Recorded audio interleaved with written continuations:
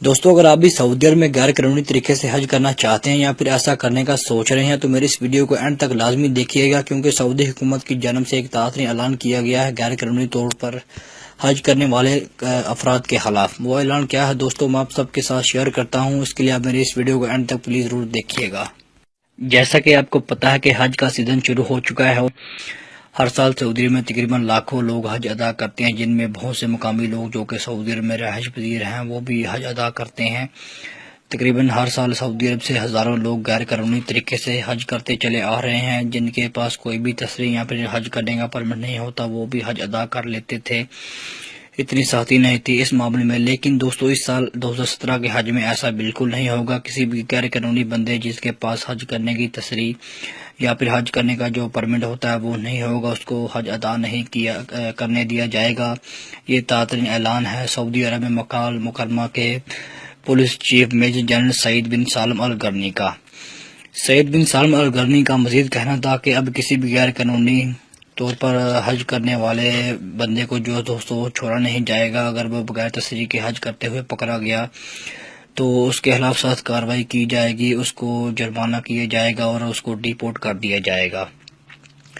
دوستوں ان کا مزید کہنا تھا کہ جو ڈرائیور حضرات ہیں، جو ڈرائیور لوگ ہیں، چاہے وہ سعودی ہو یا اجنبی ہو، وہ کسی بھی حاجی جو کہ غیر قانونی طور پر جس کے پاس حج کرنے کا پرمٹ جو ہے تصریح وہ نہیں ہوگی، اس کو اپنی گاڑی میں بٹھا کر سعودی عرب کی حدود میں مکہ المکرمہ کی حدود میں داخل کرنے کی کوشش کرے گا۔ اور اگر وہ ایسا کرتا ہوا پکڑا گیا تو اس کے خلاف سخت کارروائی کی جائے گی، اس کو جیل پلس جرمانہ کی سزا دی جائے گی اور اس کی گاڑی بھی دوستو ضبط کر لی جائے گی۔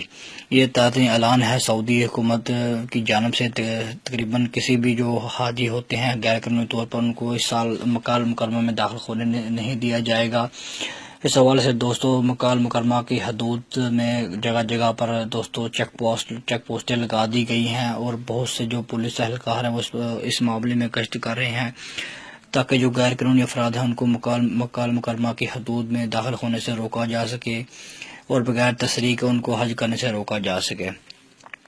تو دوستو اس حوالے سے آپ سے میں یہی کہوں گا کہ اگر آپ حج کرنے کا سوچ رہے ہیں تو بہت دھیان سے جائیے گا۔